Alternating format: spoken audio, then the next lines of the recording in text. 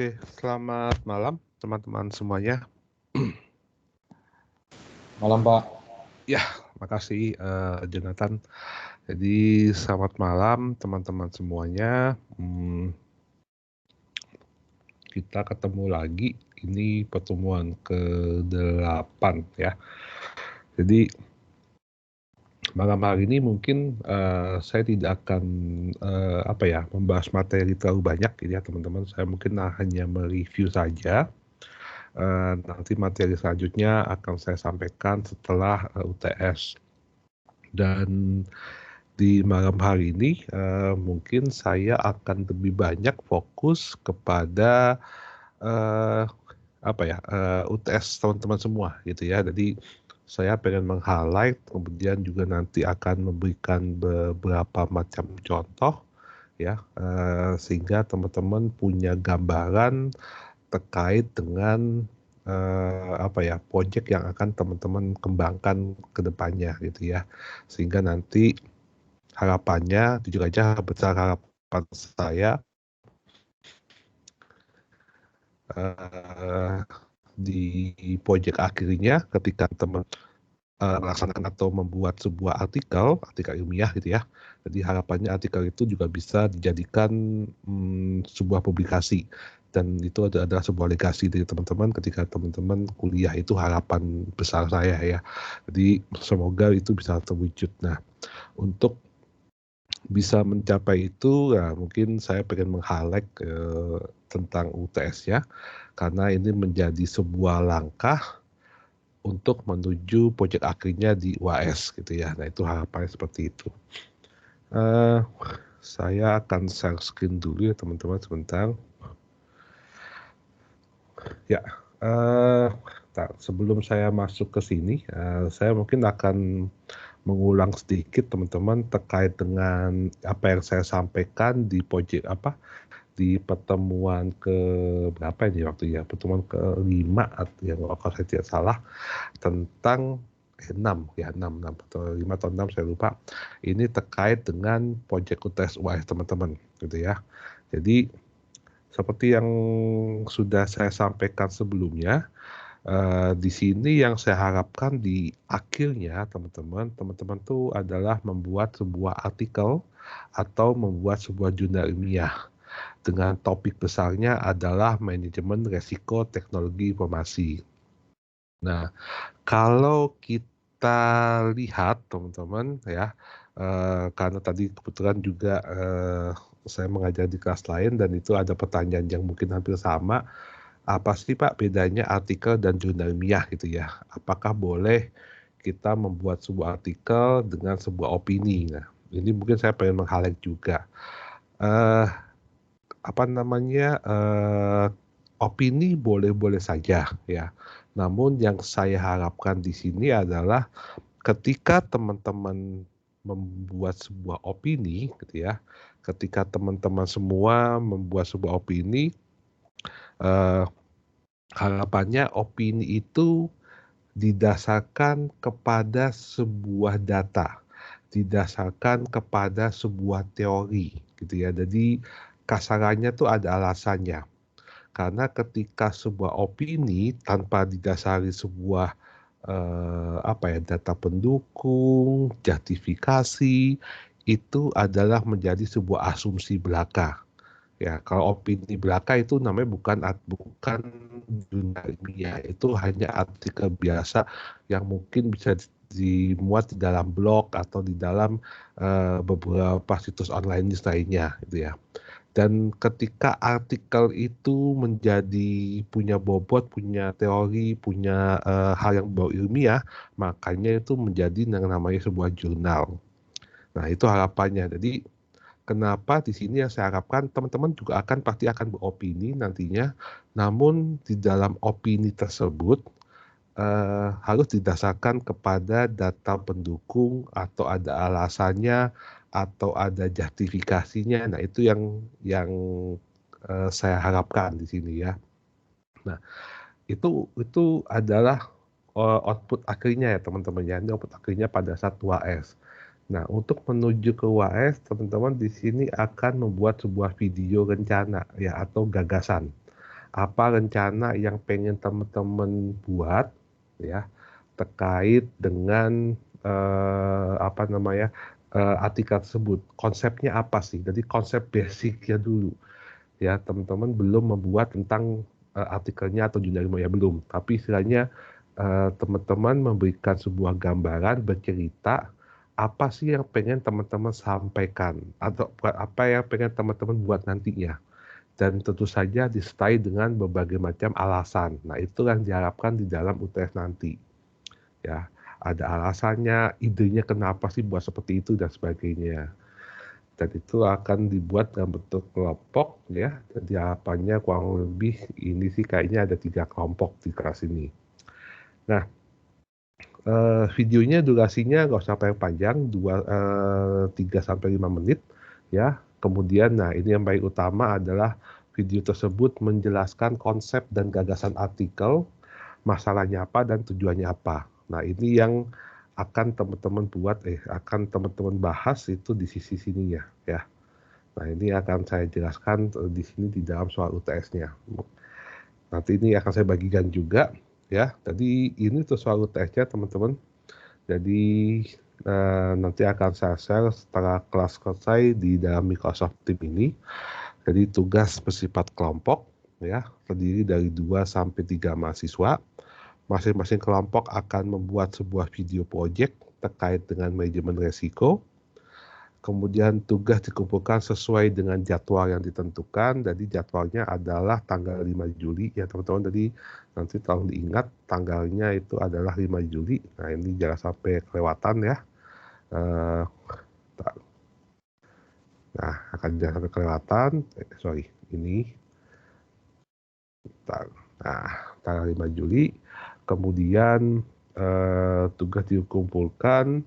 Pengumpulan dilakukan nanti menggunakan LMS ya, e-learningnya WIB, nanti dikumpulkan oleh salah satu anggota kelompok saja atau perwakilan ya. Namun jangan lupa di dalam submisinya nanti tuliskan nama anggota kelompoknya secara lengkap termasuk NIM-nya ya, jangan sampai salah. Nah setelah kelompok terbentuk, dan saya yakin pasti sudah terbentuk semua, teman-teman di sini membuat sebuah video dengan durasi 3-5 menit. Kemudian video tersebut menjelaskan konsep dan gagasan artikel, masalahnya apa, tujuan dari membuat sebuah artikel tersebut, tujuannya apa. Dan dalam video tersebut wajib mencantumkan terutama di opening di depan ya teman-teman, itu ada logo UIB-nya, nama mata kuliahnya apa, kemudian ya ini nama dosen, judul proyeknya, termasuk identitas teman-teman semuanya ya, angkatan berapa juga. Dan harapannya teman-teman walaupun mungkin teman-teman mendapatkan gambaran atau inspirasi atau mendapatkan brainstorming dari artikel-artikel lain, tapi harapannya artikel yang teman-teman buat itu tidak sama ya, tidak berupa plagiat. Mirip boleh ya, tapi nanti ada beberapa indikator di bawah yang harus teman-teman perhatikan. Ya, itu yang diharapkan seperti itu. Dan ya mungkin secara umum sama ya, jadi harapannya tidak mengandung materi yang tidak pantas seperti sara, pornografi, hoax, ujaran kebencian, bullying dan sebagainya. Nah, nanti teman-teman silakan bisa menggunakan link YouTube atau link Google Drive ya, nanti dikasih linknya saja. Kalau YouTube mungkin di ini aja ya, di unlist saja lah kok YouTube ya. Jadi supaya nanti kalau teman-teman mau publish, mungkin setelah penilaian bolehlah dipublish. Nah, untuk UTS ini teman-teman itu sebesar 30% ya, harapannya adalah di sini. Dan inilah yang perlu teman-teman perhatikan ya, tentang 3 aspek. Yang pertama adalah nilai kebaruan. Jadi seperti yang tadi saya sampaikan di awal, kalau teman-teman browsing pasti banyak banget artikel tentang manajemen risiko teknologi informasi, pasti banyak banget. Namun harapannya teman-teman tidak sama persis, tapi itu bisa menjadi inspirasi, silakan. ada sedikit perbedaan ya, yang kami harapkan sehingga ada unsur kebaruan di sini. Nah, itu yang diharapkan di sini teman-teman ya, ada unsur kebaruannya dan relevan dengan kondisi saat ini. Nah, itu diharapkan. Jadi istilahnya eh, sesuai dengan perkembangan saat ini. Ya, jangan sampai out of date dengan sebelumnya, istilahnya sesuai dengan perkembangan teknologi saat ini, sesuai dengan teori yang ada saat ini, gitu ya, dan sebagainya. Dan kemudian sangat potensi untuk diwujudkan di dalam masyarakat. Itu menjadi satu poinnya yang terbesar adalah di sini. Jadi nanti apa sih maksudnya nomor 3? Potensi itu diwujudkan di masyarakat, dalam arti mungkin saja nanti di sini teman-teman akan membuat sebuah analisa dan akan membuat sebuah masukan. Teman-teman akan membuat sebuah kesimpulan. Teman-teman akan membuat sebuah analisis ya. Nah, harapannya usulan teman-teman, masukan teman-teman itu memang bisa digunakan. Bukan sekedar wacana doang, istilahnya gitu ya. Jadi sehingga bermanfaat buat orang lain yang membacanya. Itu sih harapannya. Jadi ada masukan, ada keluaran, nah bentuknya bisa bentuknya produk atau bentuknya konsep, gagasan, ya. Jadi gagasan itu bisa dimunculkan di masyarakat. Misalnya mungkin ke depannya untuk manajemen resiko di perusahaan seperti ini diharapkan bisa seperti ini, ya. Ada sebuah masukan yang teman-teman tawarkan di sana. Nah, kemudian kelengkapan data. Nah, ini yang pengen saya highlight juga di sini. Inilah yang membedakan artikel biasa, ya, maksudnya artikel yang non ilmiah dengan artikel ilmiah. Karena ketika kita berbicara artikel ilmiah, pasti harus ditundang dengan data. Data ini seperti apa? Data ini yang poin pertama adalah originalitas. Originalitas itu dalam arti macam-macam ya teman-teman. Teman-teman bisa mencari data sendiri, ya. Teman-teman bisa mengumpulkan data sendiri, atau teman-teman mencari data yang sudah dilakukan oleh orang lain, terus teman-teman kombinasikan. Ya, seperti mana yang teman-teman pakai silakan. Teman-teman ada data mungkin data-data yang dimiliki oleh beberapa perusahaan, teman-teman gunakan, silakan, nggak ada masalah.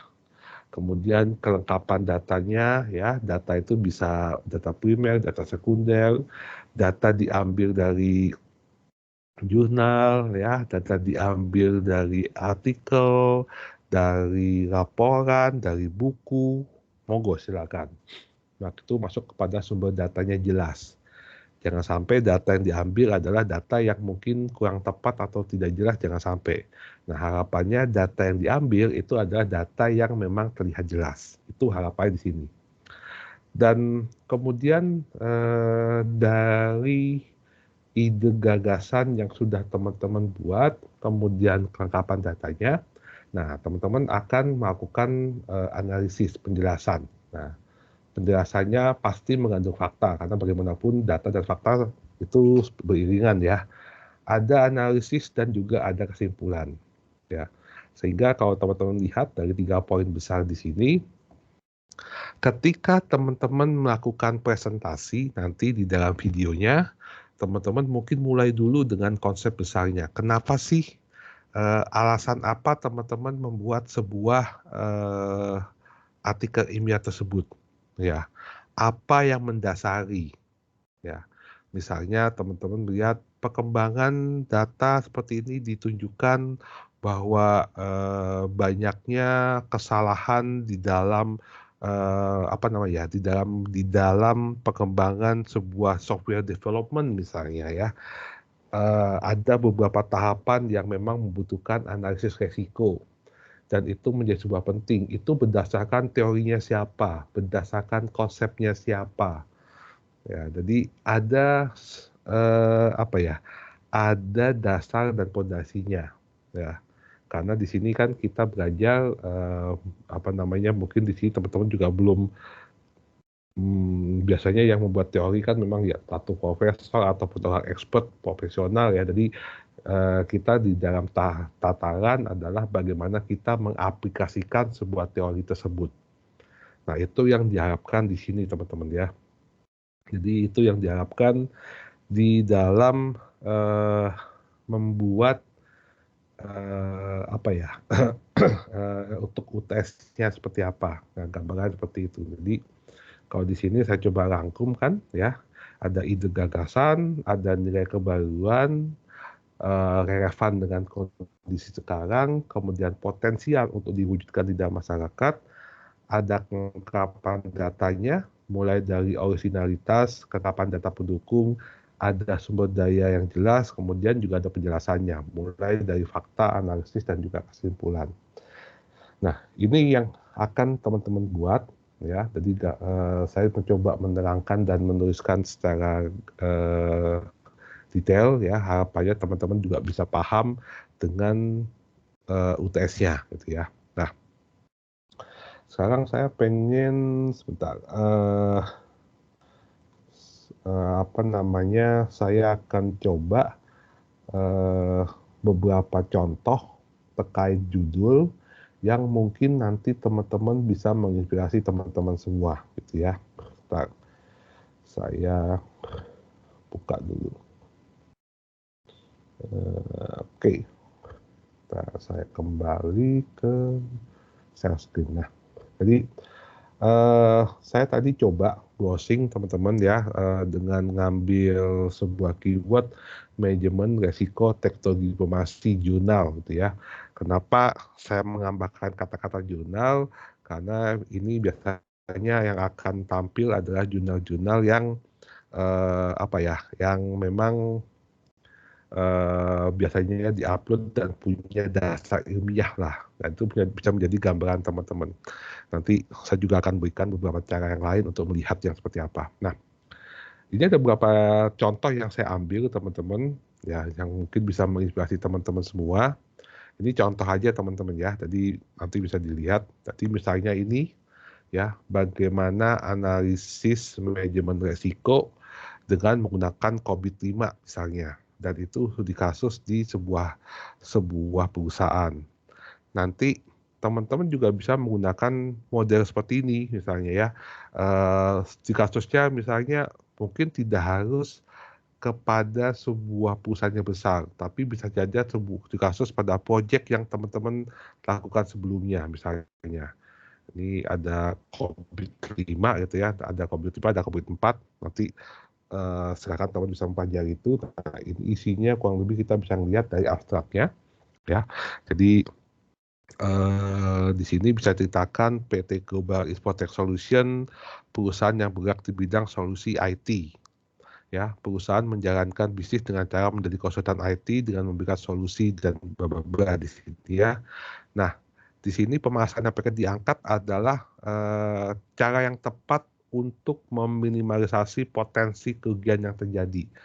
Jadi yang pengen diangkat di sini oleh mereka adalah bagaimana mereka sudah mampu mengelola atau mengidentifikasi resiko dan bagaimana cara mereka meminimalisasi potensi yang terjadi. Ya. Dan di sini dia menggunakan apa namanya framework atau menggunakan metode dengan menggunakan COVID-5. Nah, ini contoh pertama. Ya, oke. Kemudian sama ini ya. Ini dia membuat sebuah analisis manajemen risiko pada penerapan dokumen manajemen sistem ya di salah satu perusahaan. Jadi di sini dia mengambil adalah bagaimana sebuah sistem manajemen dokumen pada sebuah perusahaan. Resiko-resiko apa saja yang terjadi. Nah, ini ada ya, jujur aja kok ini saya belum baca isinya seperti apa, tapi di sini adalah bagaimana dia salah satu tujuan menggunakan IT system itu adalah meningkatkan nilai dan mendapatkan benefit dari informasi di dalam mengontrol distribusi dokumen. Nah, di sini hampir sama bagaimana dia mengantisipasi dan mengurangi resiko-resiko yang terjadi. Ya, sehingga dibutuhkanlah Information Technology Risk Management. Ya, nah ini fokusnya dia implementasi pada 3 hal seperti yang materi kemarin, ada risk identification, ada risk assessment, dan ada risk treatment. Jadi, itu juga bisa ya. Jadi mungkin teman-teman juga mungkin saat ini terlibat dalam sebuah proyek atau ada sebuah sistem informasi atau sebuah teknologi informasi yang pengen teman-teman identifikasikan resikonya misalnya. Jadi nanti jadinya adalah analisis identifikasi resiko pada pada sistem apa misalnya, itu juga memungkinkan. Ya, mungkin kalau pengen dalam lagi, analisis resiko analisis manajemen resiko khususnya keuangan misalnya, mau ada yang khusus keuangan, silakan. Ada juga, mungkin nanti bisa dicari juga, bagaimana manajemen resiko terkait dengan perubahan perilaku dari manusianya, dari karyawan. Apakah bisa? Tentu saja bisa gitu ya. Nah itu contoh yang bisa teman-teman gunakan. Tadi contoh pertama, contoh kedua, saya masuk ke contoh ketiga, ya. Ini lebih menggunakan framework ISO, ya. Ini framework-nya kalau yang sebelumnya dia pakai COBIT, ya teman-teman ya. Kalau ini dia menggunakan ISO, jadi semacam standarisasi International Standard Organization. Dia pakai ISO 31000. Ya, di sini analisis manajemen risiko IT dengan menggunakan ISO pada aplikasi AHO Office misalnya. Itu juga bisa. Ya. Jadi nanti juga saya akan bedah salah satu materi juga yang sebenarnya saya sampaikan sebelumnya, pakai metode itu bisa apa enggak, nanti juga bisa ya, nanti saya ceritakan. Dan ini tujuannya adalah kemungkinan yang terjadi ya sama resikonya. Nah, di situ dia melakukan wawancara, melakukan observasi, akhirnya ditemukan 19 resiko dengan level of risk, tingkatannya ada extreme risk, ada high risk, dan sebagainya. Jadi dia mengidentifikasi resiko yang terjadi dengan menggunakan framework ini misalnya. Kemudian contoh berikutnya, ya, ini sama. Oh ya sama pakai ISO juga, cuma bedanya hanya beda kasus ya. Jadi ini membahas sistem infrastruktur Telkom Indonesia dengan menggunakan ISO 31000. Ini konsep sama ya, hanya beda studi kasus saja. Contoh berikutnya ini juga sama 31000. Oh ya ini sama semua tadi ya. Saya ambil juga ya, ini mungkin sama, ini untuk e-recruitment ya. Hanya membedakan adalah masalah sistem apa nih ya. Ini membahas tentang aplikasi AHO Office, kalau ini tentang infrastrukturnya, kalau ini tentang penerapan e-recruitment ya. Nah, mungkin teman-teman lihat ini ada beberapa perbedaan. Sempat juga ada beberapa mahasiswa yang dulu sempat bertanyakan, apakah lebih baik dangkal tapi wide gitu ya, tapi secara umum gitu ya, atau mungkin secara spesifik fokusnya tapi dalam ya. Sebetulnya dua pendekatan itu sama saja ya, itu adalah masalah kita melihat dari sudut pandang mana. Tapi kalau saya pribadi, saya lebih suka itu spesifik tapi dalam. Ya, jadi fokusnya spesifik tapi istilahnya dalam. Nah, maksudnya kayak gimana? Kalau teman-teman perhatikan dari 3 artikel yang ada di sini, ini fokusnya tertentu ya. Ini aplikasi AHO Office ya. Ini infrastruktur. Yang ini e-recruitment. Tadi ada satu proses di dalam proses IT di dalam sebuah perusahaan yang diangkat. Mereka tidak mengangkat manajemen risiko TI pada perusahaan A, jadi tidak membahas secara keseluruhan. Tapi yang diangkat adalah salah satu proses saja, ya. Kemudian dia bahas secara mendalam. Saya jujur aja saya lebih suka pendekatan itu. Walaupun pendekatan secara umum itu juga boleh, silakan sebetulnya. Cuma biasanya tingkat kedangkalannya, tingkat kedalamannya agak kurang karena kalau pengen dalam banget butuh waktu. Yang mungkin yang nggak boleh adalah uh, udah spesifik khusus tapi membahasnya nggak sampai detail. Nah, itu jangan sampai seperti itu. Ya, jadi semakin spesifik itu semakin lebih baik kalau bagi saya tentang apa namanya tentang penelitian ada seperti itu. Ya, jadi kan teman-teman bisa membayangkan. Jadi mungkin juga di sini ada kebayang misalnya teman-teman, saya pengen membahas artikelnya secara menyeluruh kan ya, manajemen risiko IT di perusahaan A. Jadi ngambil semuanya dari sisi marketingnya, dari sisi IT-nya, ya, atau dari sisi mananya misalnya yang berkaitan dengan IT tentu saja.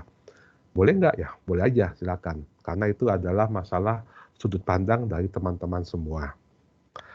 Kemudian ini sama 31.000 lagi ya. Kalau ini dia ini lebih kepada bagaimana resiko yang terjadi ya, terutama pada hacking ya, peretasan sistem. Jadi dia melihat ya di dalam sebuah proses di bank XYZ ini ada sebuah kemungkinan terjadinya pembobolan misalnya. Ya, itu boleh nggak? Boleh banget istilahnya. Ya, karena itu kan sebuah resiko yang mungkin terjadi ya teman-teman ketika kita membuat sebuah jaringan atau infrastruktur ternyata ada kemungkinan terjadinya manipulasi atau hacking misalnya. Nah, di situ kita ingin membahas bagaimana manajemen resiko yang terjadi pada sebuah proses tersebut. Itu juga bisa dilakukan. Kemudian kalau yang ini dia menggunakan RISC IT framework ya. Tadi ada framework RISC IT. Di sini adalah evaluasi pelaksanaan manajemen resiko ya dengan menggunakan RISC IT framework. Tadi dia teknologi pada kata arsip. Nah ini mungkin yang saya bilang tadi dia lebih luas ya. Jadi manajemen resiko IT pada kantor secara keseluruhan. Walaupun yang diangkat tetap yang berkaitan dengan IT-nya saja. Jadi dia membahas tentang bagaimana infrastruktur IT di kantor arsip Kota Samarinda. Ya. Jadi dia tidak fokus pada satu proses, tapi dia fokus kepada keseluruhan infrastruktur IT yang ada di kantor tersebut. Nah, ini boleh nggak? Sangat boleh banget gitu ya. Jadi ini juga bisa menjadi salah satu gambaran atau satu sumber atau bisa juga menjadi salah satu inspirasi bagi teman-teman untuk menjadikan ini sebagai salah satu studi kasusnya di dalam artikel tersebut. Nah, ini ada 1, 2, 3, 4, 5, 6, 7 lagi ya. Cukup harapannya bisa mendapat gambaran. Kalau masih kurang, teman-teman bisa cari di Google lagi, atau kalau saya sebetulnya ini saya tutup dulu ya. Supaya itu biasanya saya menggunakan Google Scholar buat cari ide judul ya, biasanya seperti itu. Jadi teman-teman bisa juga menggunakan ini. Nah, tinggal aja dimasukkan sama ya. Mungkin teman-teman sudah pernah menggunakan ini ya. Ini biasanya saya gunakan untuk mencari ide artikel untuk menulis sesuatu. Nah, teman-teman bisa melihat di sini ya, manajemen risiko IT. Sorry, ini ada typo ya. Manajemen risiko, saya selalu kadang-kadang kebalik ya. Oh, yang betul risiko ya. Penerapan pada dokumen manajemen sistem ya, ini pada DMS. Kemudian ini juga menggunakan framework RISC IT, contoh ya, adanya pembobolan. Jadi teman-teman juga bisa membahas ketika ada kasus cyber pada sebuah sebuah kasus, terus teman-teman bahas dari sisi manajemen resikonya, itu juga boleh ya. Nanti bisa lihat ya, ada banyak metode. Saya jujur aja saya tidak mengajarkan metode ke teman-teman ya. Nanti teman bisa mencari sendiri, bisa mempelajari lebih dalam, dan itu juga bisa menjadi salah satu topik teman-teman ke depannya. Jadi ada metode Octave, ada menggunakan COVID-5, COVID-4, ISO 31000 ya. Ini bahkan manajemen resiko pada sistem informasi perpustakaan, itu juga bisa. Nah, teman-teman bisa melihat begitu banyak ya sebagai gambaran eh, inspirasi teman-teman di dalam membuat sebuah proyek. Nah, selain itu sebagai bentuk gambaran, sebentar, saya kembali dulu ke highlight materi sebelumnya. Bentar, itu materi keberapa ya? Pak, Ya, boleh silakan. Pak mau tanya, itu kan untuk mata kuliah manajemen proyek TI kita ada kelompok, tapi berempat, Pak. Jadi berapa orang, Kak? 4 orang, Pak. 4-4-3. Sorry, 443. Nggak Tiga apa-apa kan? kelompok. Di sini kan saya tadi Tadi ngasih. 2-3 orang, Pak. Oke, oke. Enggak, 3 kali 4 kok. 3 sampai 4 kok, siapa Jonathan ntar. Nah, ini kan 3 sampai 4. Ya, jadi mau kelompok yang sama nggak apa-apa ya. Ini saya tulis 3 sampai 4 kok. Apa saya ada Oke, yang Pak. salah Makasih, gitu Pak. ya? Heeh. Jadi maksudnya Jonathan pakai kelompok yang sama kan, istilahnya gitu ya. Jadi nggak apa-apa, pakai kelompok yang sudah ada nggak apa-apa. Ini kan 3 sampai 4, berarti nanti akan ada 3 kelompok, nggak apa-apa. Oke, tadi saya mau kasih tahu apa ya. Nah, oke ini. Bentar. Saya kembali ke slide ya. Ini juga bisa, jadi pada saat materi kemarin teman-teman di dalam identifikasi resiko,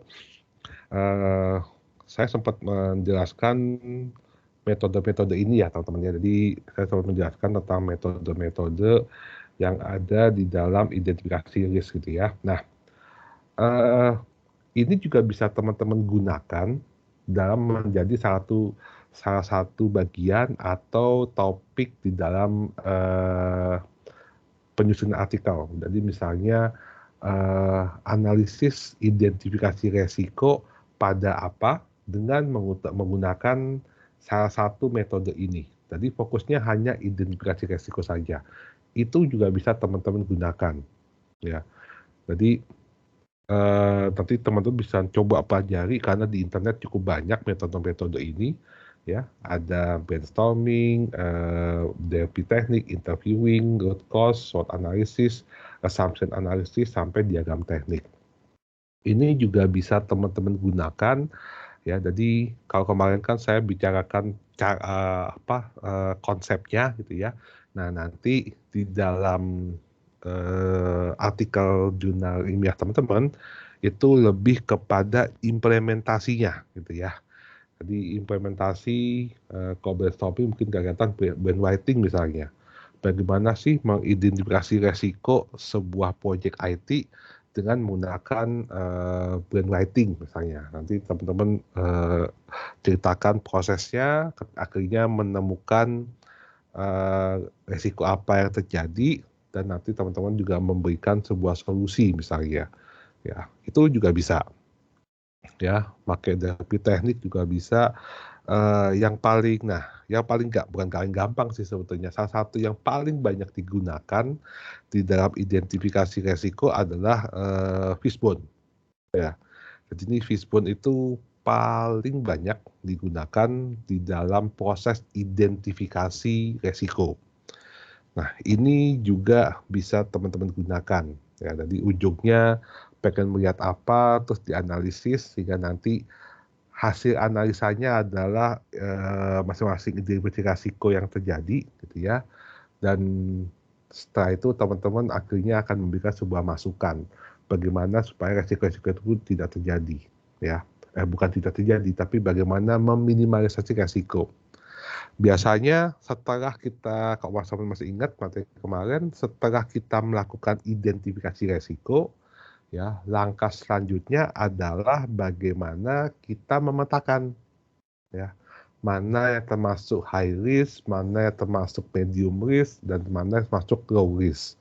Ya, sehingga kita bisa tahu apa langkah preventif kita untuk meminimalisasi resiko tersebut. Nah, itu juga bisa teman-teman gunakan sebagai salah satu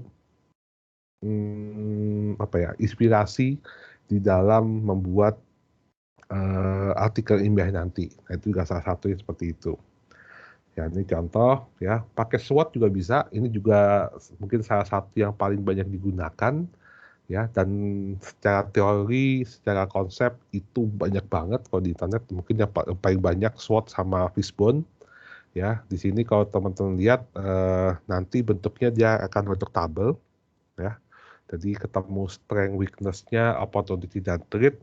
Nanti nah ini kan kalau SWOT ini kemarin saya sampaikan lebih detail ya. Jadi kekuatannya apa, weakness-nya apa gitu ya, opportunity-nya apa, threat-nya apa, itu dibahas satu persatu ya. Dan ini nanti teman-teman ketika call SWOT enaknya dia sudah dibantu di terakhir dia mampu memberikan sebuah masukan di sini. Nah, ini kan ada sebuah masukan ketika SO maka strateginya seperti apa ya, kedepannya ST dan WT seperti apa. Jadi eh, apa namanya? Ini juga bisa metode yang bisa teman-teman gunakan SWOT analysis. Ya, jadi banyak sebetulnya arah yang bisa teman-teman gunakan. Mau ngambil proses di UIB misalnya, ya silakan ya. Misalnya proses e-learning, bukan e-learning ya, mungkin ada sistem di e-library-nya seperti apa, sistem websitenya itu juga boleh ya. Atau melihat istilahnya dari yang sudah ada secara umum di luar itu juga boleh. Jadi kalau kita berbicara tentang topik teman-teman, manajemen resiko itu sebenarnya sangat luas banget istilahnya ya. Ya seperti tadi saya bilang, kalau kita bicara resiko, kita tidak hanya membahas masalah dari sisi teknologi juga aja, tapi kita juga bisa membahas dari pengguna teknologinya. Nah, mungkin contoh terakhir saya balik ke pertemuan pertama ya. Bentar. Nah, ini mungkin ketika pertemuan pertama teman-teman pertemuan pertama atau berapa ya? Sebentar, saya lupa. Oh sorry, di pertemuan kedua kayaknya. Ntar saya buka dulu. Jadi supaya teman-teman, nah ada gambaran. Nah, mungkin teman-teman juga bisa mengambil contoh dari kasus yang ada di secara umum, ya. Seperti kemarin saya kasih contoh di sini ketika sebuah resiko terjadi, ketika ada sebuah keputusan dari Eiger misalnya, ya ada dari Eiger ketika dia memberikan surat keberatan, gitu ya. Ketika dia memberikan surat keberatan kepada orang yang melakukan review produknya, ya, dan itu dampaknya seperti apa. Nah, teman-teman menganalisis sebuah studi kasus kayak gini boleh nggak? Itu boleh, ya. Karena ini berkaitan juga dengan teknologi informasi dan kalau ini memang kita tidak melihat dari sisi hardware atau dari sisi softwarenya, tapi di sini yang kita bisa lihat adalah ketika kita berbicara sebuah resiko yang terjadi kepada dampak sosialnya, ya. Itu juga maksudnya dimungkinkan, sangat dimungkinkan, ya. Jadi teman-teman mungkin bisa melihat sebuah kasus yang terjadi saat ini ya terkait dengan hoax di dalam misalnya hoax tentang coronavirus misalnya, terus teman-teman kembangkan lagi itu juga boleh. Ya, jadi ini contoh istilahnya ya. Nah, apa sih yang pengen saya highlight di sini teman-teman? Jadi di malam hari ini saya ingin memberikan kepada teman-teman bahwa istilahnya ketika kita berbicara manajemen risiko itu konteksnya luas sekali, sangat besar ya. Sehingga makanya saya bilang itu manajemen risiko teknologi informasi itu hanya menjadi tema besarnya. Nah, topiknya secara khusus silakan teman-teman bersama kelompoknya didiskusikan lagi gitu ya kan, ada 443 berarti kan. Nah, itu silakan didiskusikan lagi bagaimana dampaknya, bagaimana fokusnya, mau mengambil yang mana ya. Kalau teman-teman sedang mengerjakan proyek itu juga bisa menjadi salah satu isu yang pengen teman-teman kembangkan, silakan ya. Jadi opsinya sangat terbuka luas. Ya, jadi harapannya di sini bisa memberikan pencerahan atau wawasan pada teman-teman untuk apa ya, memberikan gambaran tentang konsep proyeknya. Nah, silakan kalau mungkin dari teman-teman ada pertanyaan, silakan ya istilahnya mungkin bisa tuliskan di kolom chat ya tentang UTS-nya mumpung masih ada waktu ya. Karena minggu depan kita sudah UTS ya, kelas kayaknya ketemu lagi saya mau lihat dulu. Kelas itu kita akan kelas lagi setelah UTS tanggal 12 ya. Jadi minggu depan adalah minggu UTS ya. Jadi kenapa malam ini saya pengen fokus kepada UTS-nya. Ya, nanti silakan teman-teman pada pertanyaan bisa raise hand atau tulis di kolom chat ya. Jadi harapannya teman-teman bisa juga bisa temanya bisa lebih fokus lah, sehingga harapannya nanti teman-teman juga bisa mengerjakan atau menjalankan proyek ini dengan baik. Itu harapan besar saya dengan di situ. Saya lupa apakah saya sudah kirimkan UTS-nya belum kemarin. Ini saya coba lihat dulu sebentar. Mana ya? Jadi saya takut kelupaan. Saya taruh dulu tentang UTS-nya, jadi teman-teman bisa melihat. Sebentar ya. Silakan kalau teman ada pertanyaan, silakan ya.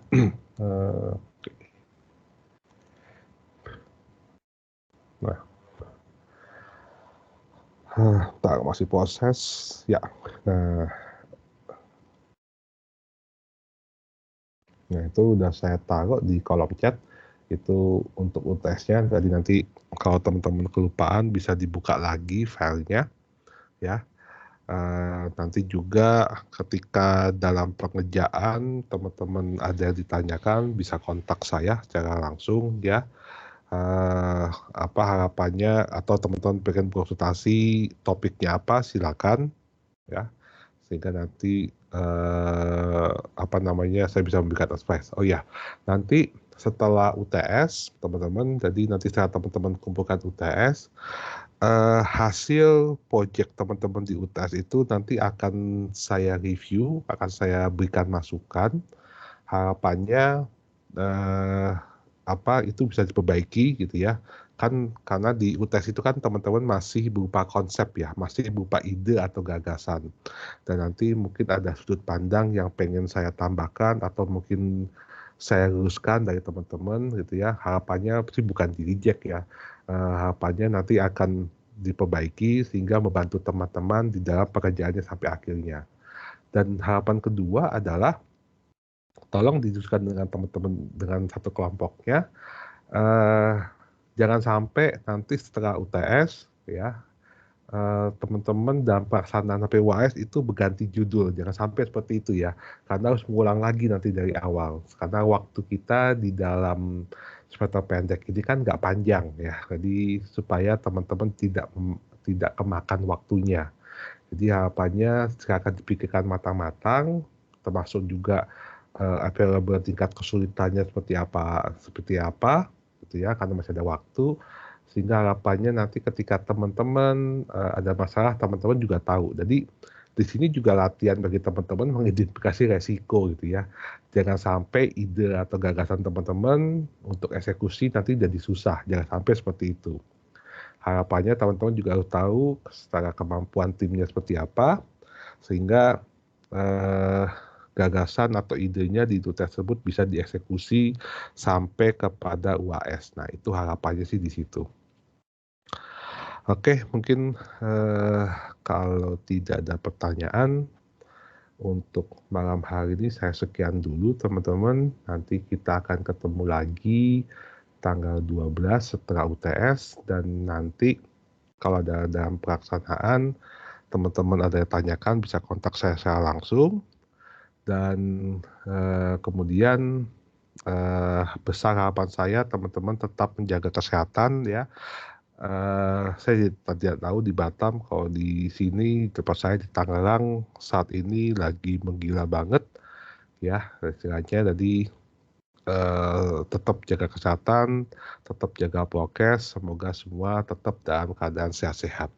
Mungkin itu aja dari saya untuk malam hari ini teman-teman, sampai ketemu lagi di pertemuan berikutnya. Selamat malam semuanya.